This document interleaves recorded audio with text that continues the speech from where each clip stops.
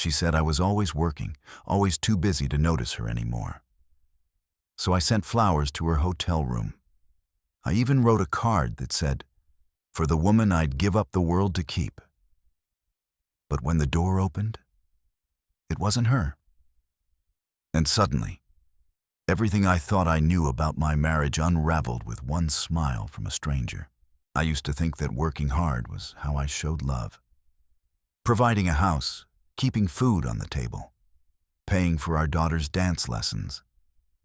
Those were the ways I expressed how much I cared. That's what my father did, and his father before him.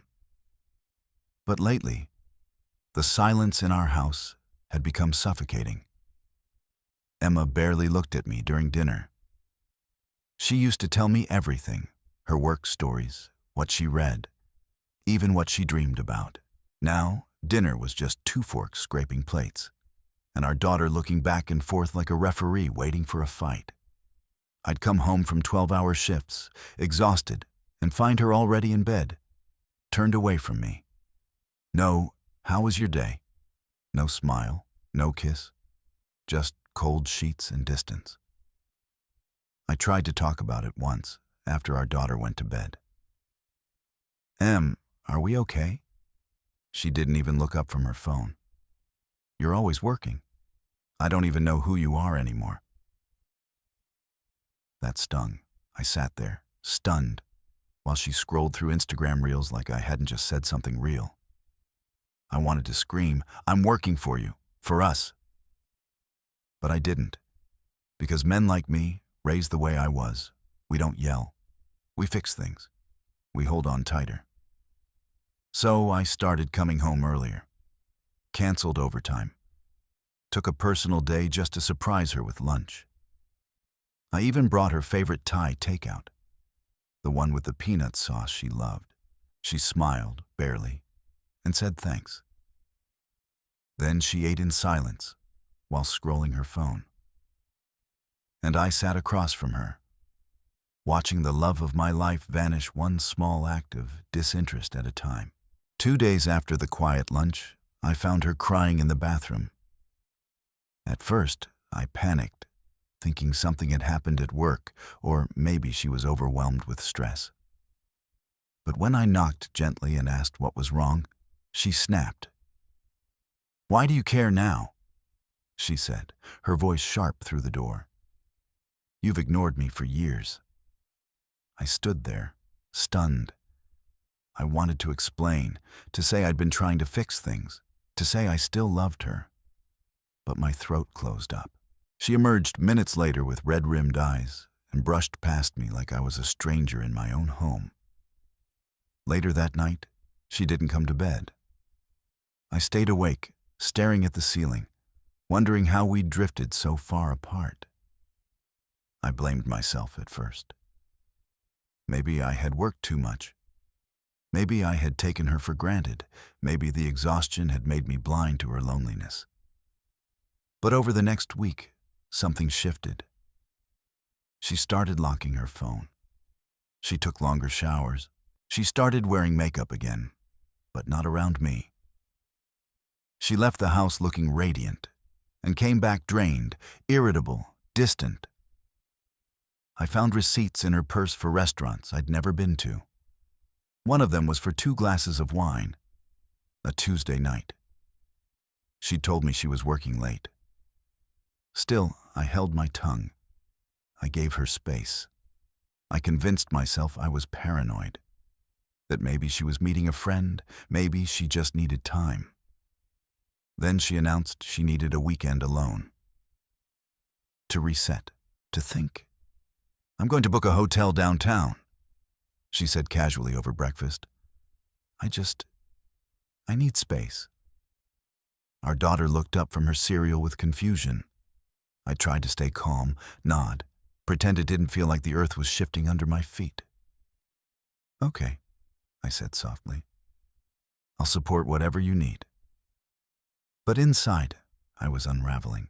That night, I sat in the dark after putting our daughter to sleep, staring at the wall, wondering if I'd already lost her, and just hadn't accepted it yet. Emma packed light. A single overnight bag, her nicest perfume, a dress I hadn't seen her wear in over a year. She didn't say goodbye the way she used to. No kiss, no glance back. Just a flat, "I'll call later," and the sound of the front door closing. I stared at that door long after it shut. Our daughter was staying at her cousin's that weekend, so I was alone. The silence in the house was unbearable. I cleaned the kitchen twice, tried to distract myself with TV, but every scene reminded me of her. I finally cracked and looked at her location. We still had each other's iPhones connected. Not that she remembered. I'd set it up years ago when we'd gotten lost on a road trip. Her pin sat at a downtown hotel. A nice one. I told myself not to jump to conclusions. She'd said she needed space. Maybe she really was just reading a book, taking a bath, ordering room service, trying to figure things out. But my gut churned. At 10 p.m., I saw her location move. A bar 3 blocks away. 30 minutes later, back to the hotel. Then it didn't move again. That's when I got the idea. If she really needed space, if she really wanted to feel seen again, maybe a romantic gesture would remind her I was still here, still fighting. So the next morning, I called the hotel florist. I ordered a bouquet of white lilies and blue orchids, her favorites. I told them to write a note that said, "Even when I'm busy, I never stop loving you." I asked them to deliver it to her room, and even paid extra for it to arrive at exactly 10 a.m. I imagined the look on her face when she opened the door. Soft, surprised, maybe even a tear or two. I imagined her calling me, telling me she missed me too, that we could fix this. At 10:05, I got a text. Not from her. From the florist. Delivery made successfully. Man answered the door, said he'd give them to Emma. My hands went numb. Man. I stared at the florist's message for what felt like hours. Man answered the door. Not staff, not housekeeping. A man. In her room. At 10 a.m. My stomach twisted. I wanted to believe it was a mistake. Wrong room, wrong person. But the florist confirmed the room number. Confirmed the name on the card. Emma's name. I didn't call her. I didn't text. I just sat there, hands clenched into fists, while a slow, burning nausea crept through me. By noon, I was in my car. I didn't even know what I planned to do. Maybe I just needed to see it for myself, confirm the nightmare before it consumed me. I parked 2 blocks from the hotel, walked slowly, my heart thudding with every step. At the front desk, I asked to speak to someone in room 619. The clerk politely declined, citing privacy. I didn't push. I already had what I needed. I stepped outside, stood across the street, and waited. At 12:42 p.m., the elevator doors opened in the lobby, and Emma walked out. She was laughing, wearing the same dress she'd packed. And beside her, a man, maybe early 30s, tall, athletic, cocky smile. His hand brushed the small of her back like he owned her. My chest caved in. I stepped behind a column so they wouldn't see me. Watched them walk down the street together, his hand never leaving her. She was glowing in a way I hadn't seen in years. Like the version of her I met when we were 22 and stupid in love. And she never looked back. I should have confronted her right then. Should have yelled, screamed, demanded an explanation. But I didn't. I just stood there, watching the woman I loved walk away with someone else. Bouquet of lilies probably tossed on the nightstand like an afterthought. That was the moment something inside me snapped. Not from rage, from clarity. If she could lie so effortlessly, if she could treat my heart like a backup plan, then maybe I needed to stop trying to save something she'd already thrown away. I didn't follow them. I didn't need to. Just the way he touched her, the ease between them, told me everything. They weren't new. This wasn't a fling. This was practiced, comfortable. She had replaced me fully and without guilt. I went home and sat in the garage for over an hour, engine off, hands trembling on the steering wheel. When I finally went inside, the house felt like a museum. Every photo on the wall, every dish in the sink, every scent of her perfume. It all mocked me. That night, I didn't sleep. The next morning, I made pancakes for our daughter, tried to smile, tried to be normal. Emma came home around 10 a.m. Her hair was tied back casually. No makeup. Dressed down. She smelled like hotel soap. She kissed our daughter's head, then looked at me like nothing had happened. "Thanks for letting me take some time," she said. I stared at her for a long moment. "You get what you needed?" I asked, voice even. She nodded, pouring herself coffee. "Yeah, I feel a little better." And just like that, she sat at the table and joined breakfast like she hadn't spent the weekend in another man's bed. I wanted to throw the plate across the room, but I didn't, because in that moment, I saw her differently. Not as the woman I married, but as a stranger. A stranger who had learned how to mimic love. A stranger who knew how to smile just enough. A stranger who could stand in our kitchen and lie through her teeth while sipping from a mug I bought her on our anniversary. She thought she'd gotten away with it. She had no idea I knew, and that somehow gave me power. Because now I wasn't grieving. I was planning. I started small. Checked her phone when she was in the shower. Password changed. Checked her laptop. Same story. She never used to lock anything, not until recently. So I bought a burner phone, installed a GPS tracker app, and discreetly hid a tag in her car's glove box. I wasn't proud of it. But I needed truth more than I needed dignity. Over the next 2 weeks, patterns emerged. Twice a week, she'd go for a walk to clear her head and drive 25 minutes to a gym I'd never heard of. Only, it wasn't really a gym. It was one of those boutique fitness places attached to a trendy juice bar. The kind of spot influencers loved. And he was always there. The same guy. Tall, smirking, like he belonged in every room. I watched them from my car the third time. She greeted him with a hug that lingered. They didn't just work out. They laughed, touched, whispered. One time, he kissed her neck before she got in her car. I took photos, not for revenge, not yet.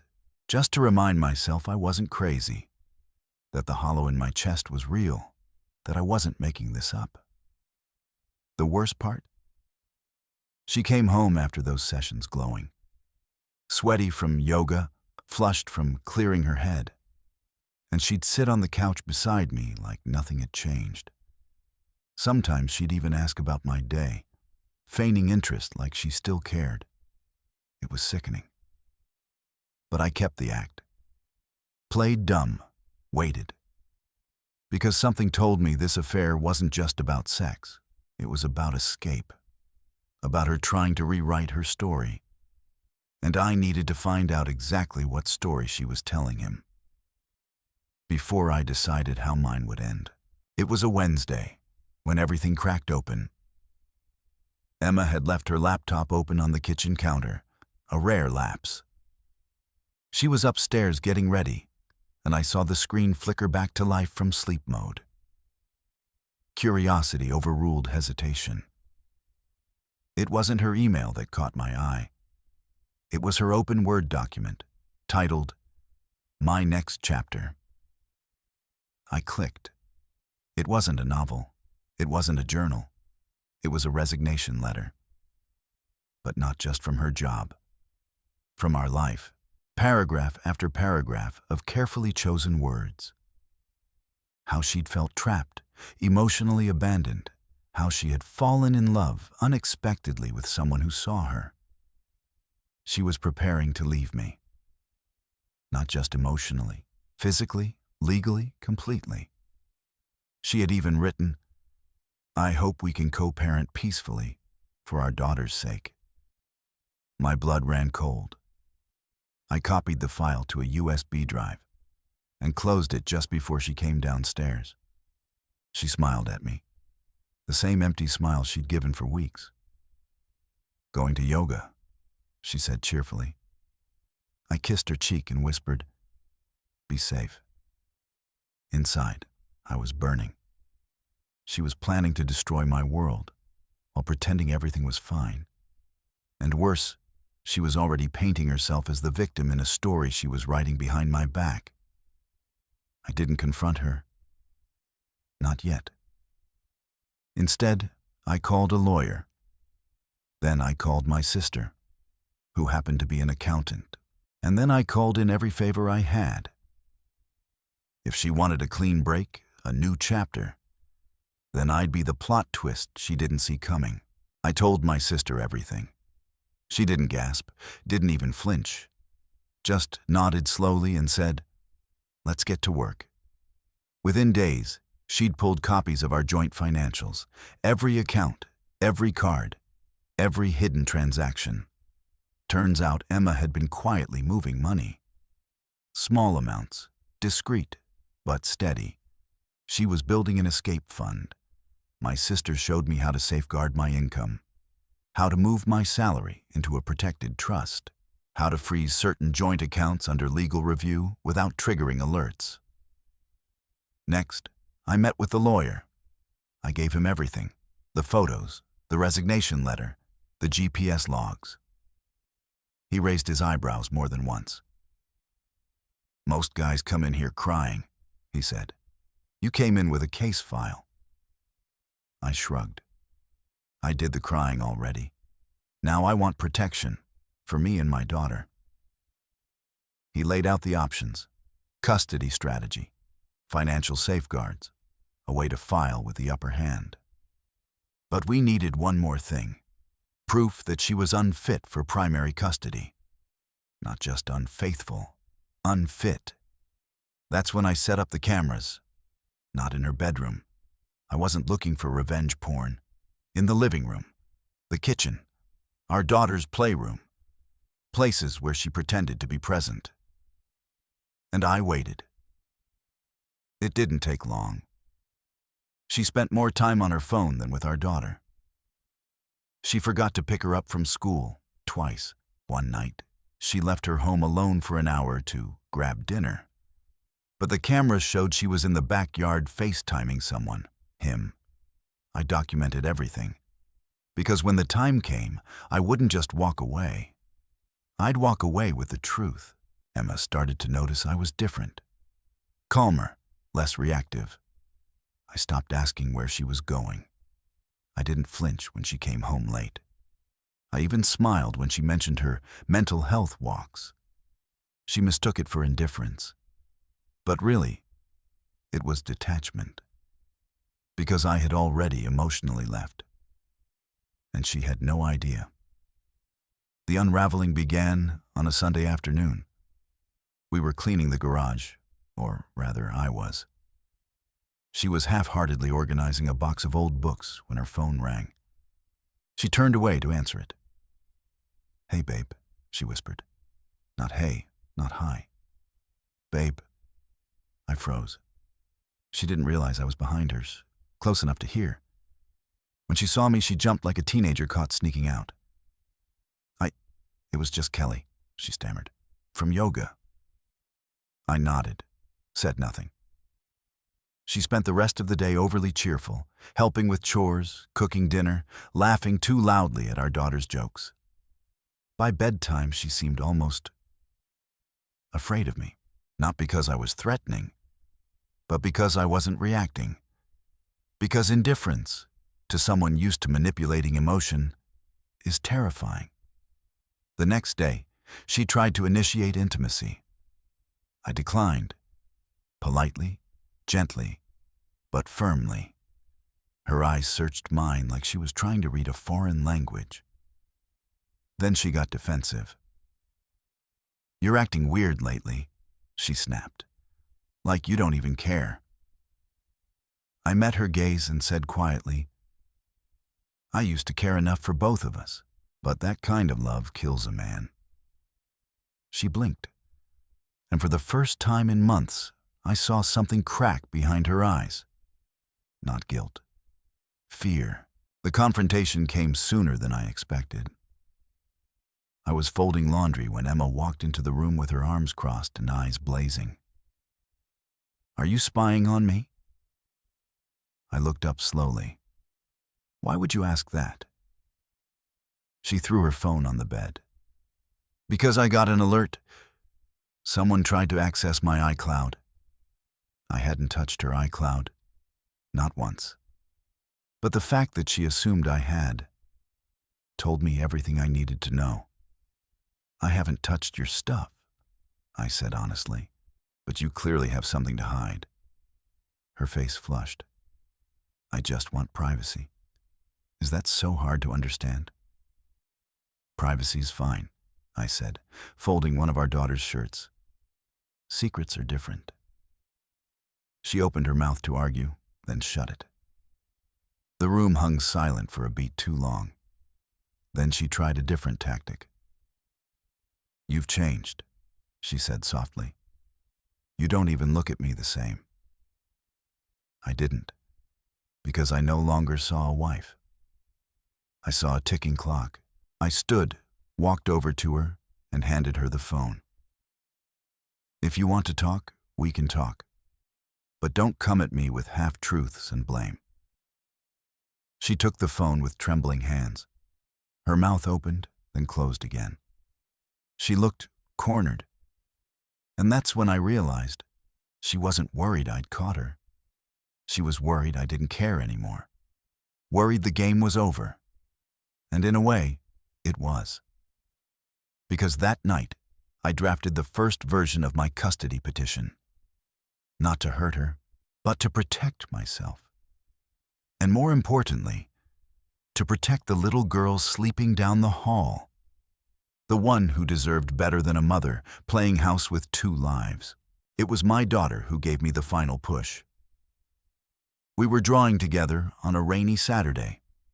Crayons scattered across the floor, her tongue poking out in concentration as she tried to color inside the lines. "Daddy," she said suddenly, "why don't you and Mommy laugh anymore?" The question hit harder than any lie Emma had ever told.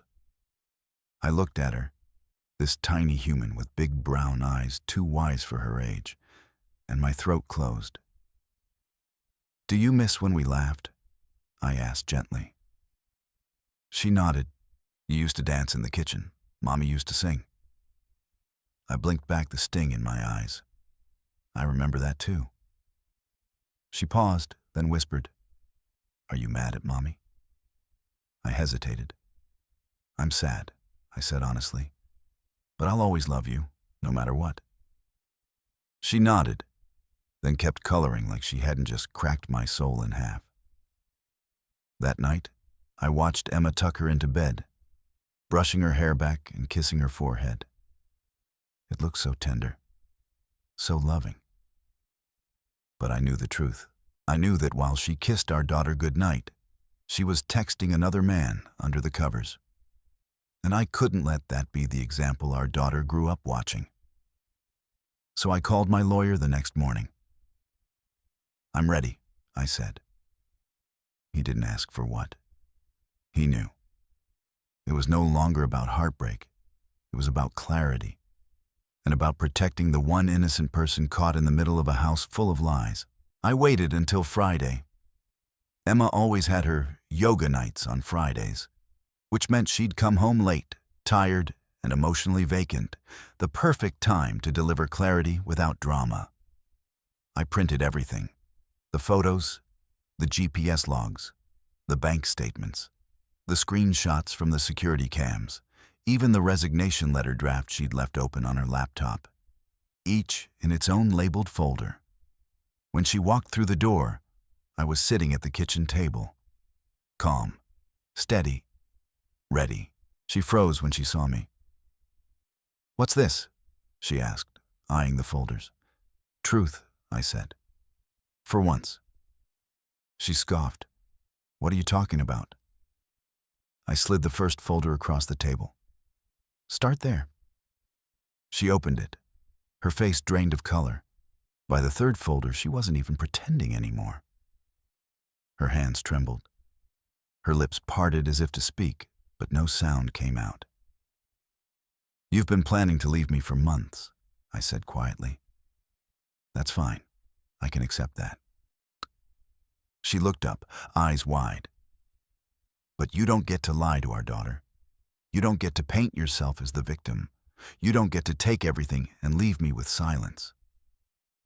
Tears welled in her eyes. I didn't mean for it to go this far. But it did. I slid the final folder toward her, the custody petition. "I'm not trying to destroy you," I said. "I just want what's best for our daughter. And right now, that's not growing up watching her mother lie her way through life." For once, she didn't argue. She just sat there, shattered, staring at the proof of everything she'd broken. And I walked out of the kitchen with nothing left to say. Court wasn't dramatic. There were no screaming matches, no dramatic reveals. Just paperwork, lawyers, and a judge with tired eyes who had seen too many families crumble. Emma tried to keep up appearances. She wore neutral colors, spoke softly, smiled when appropriate. But her lawyer was underprepared. Mine wasn't. We submitted everything: documents, timelines, character statements, even security footage that showed her leaving our daughter alone multiple times. Emma's composure cracked when the judge asked why she'd been transferring funds into a separate account while still living under our roof. She stammered something about financial independence. The judge raised an eyebrow but said nothing. When it came to custody, my lawyer calmly laid out the facts. I was the primary caregiver most evenings. I handled school pickups, dance classes, dentist appointments. I had a flexible work schedule. I had never missed a single parent-teacher conference. Emma blinked rapidly when the judge asked if she could provide the same consistency. I travel a lot for work," she admitted. It was the nail in the coffin. When the final decision came, I was granted primary custody. Emma would get weekends, supervised for the first 3 months. She looked at me like I had killed something. But I hadn't. I had protected something. Our daughter. After court, she approached me in the hallway. "I didn't think you'd fight me," she said quietly. "I didn't think I had to," I replied, "until you gave me every reason to." And then I walked away, not with triumph, but with peace. Because sometimes silence isn't weakness. It's the loudest truth of all. 3 weeks after the court ruling, Emma sent me a text. It was a photo of our daughter sitting on her lap, holding a stuffed bear I'd won at a fair 3 years ago. "She misses you," the message read. "So do I." I stared at it for a long time. It wasn't an apology. It wasn't accountability. It was nostalgia. A play for sympathy. A rewrite of history. And I wasn't buying it. She had made her choices. Every lie, every late night, every moment she thought I wouldn't notice. Now she wanted to remember the good times and pretend the rest hadn't happened. But I wasn't angry anymore. I didn't reply. Not because I was punishing her, but because I finally understood something important. Closure doesn't come from the person who hurt you. It comes from the moment you no longer need their version of the story. I called my daughter that night. We talked about school, her new books, the pancakes she wanted to make next weekend. Emma was polite in the background, civil, controlled. But I could hear it in her voice, that lingering hope. Hope that maybe, just maybe, I'd let her back into the narrative. But her chapter had already ended. And mine? Mine was just getting interesting. It happened at our daughter's school recital. She'd been practicing her lines for weeks, pacing the living room and reciting them with dramatic flair. I promised her I wouldn't miss it for the world. When I arrived, Emma was already there, seated in the second row, her boyfriend beside her. Yes, him, the same man from the hotel. He had the audacity to show up like he belonged, smiling like this was just another milestone in a happy blended family. I took a seat on the opposite side of the auditorium. When our daughter took the stage, she scanned the crowd and spotted me. Her face lit up. She waved, then she spotted Emma. And finally, him. Her smile faltered, just for a second. But I saw it, and in that flicker, I saw everything I needed to know. After the show, the kids came down to hug their parents. Our daughter ran straight into my arms. I lifted her up, whispered how proud I was. Emma approached cautiously, boyfriend in tow. "She did great, didn't she?" Emma said. "She did," I replied, not looking at her, not acknowledging him. Our daughter turned to Emma and asked, "Why did he come?" Emma froze. "He's Mommy's friend," she said gently. Our daughter looked at me, confused. But I thought friends don't make families break. Silence. People nearby turned.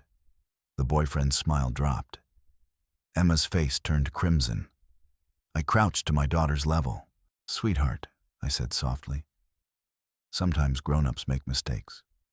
Big ones. But what matters is we learn to choose better next time." I stood, took her hand, and walked away. Behind me, Emma stood in a sea of eyes. The truth finally catching up to her, one innocent voice at a time. Healing didn't come all at once. There was no epiphany, no sweeping moment where everything felt okay again. It came in pieces. In Sunday mornings spent making pancakes with my daughter, laughing as she spilled batter everywhere. In evenings alone with a book and no tension hovering in the air. In the realization that I no longer checked my phone with dread. Emma still texted occasionally, updates about schedules, school events, logistics. Short, dry, necessary. I kept it that way. Boundaries weren't punishment. They were protection. One afternoon, while walking in the park with my daughter, she said something that stayed with me. "You smile more now, Daddy." I stopped mid-step. "What do you mean?" I asked. "You used to look tired all the time, but now you laugh more, like when I was little." I knelt beside her and hugged her tight, because in that moment, I realized something deeper than closure. I had survived. Not just the betrayal, but the shame, the self-doubt. The quiet question every betrayed person whispers to themselves. Was I not enough? I was. I always had been. It just took losing the wrong person to find the right version of myself. And in the soft, unremarkable moments of peace, I was learning to live again. On my terms. It's strange how the absence of something can feel louder than its presence ever did. The house feels different now. Lighter. Her things are gone. The bedroom closet holds only what I wear and what my daughter hides during hide and seek. There's no more second guessing, no more waiting up for someone who stopped choosing me long ago. I still think about Emma sometimes. Not with anger, with distance. She exists now like a photograph in an old album, part of a chapter I've closed, lessons scribbled in the margins. I don't regret loving her. I regret how long I held on after she'd already let go. But even that regret has softened. Last week, our daughter asked if I was happy. Not okay, not fine, happy. And I said yes, without hesitation. Because peace isn't loud.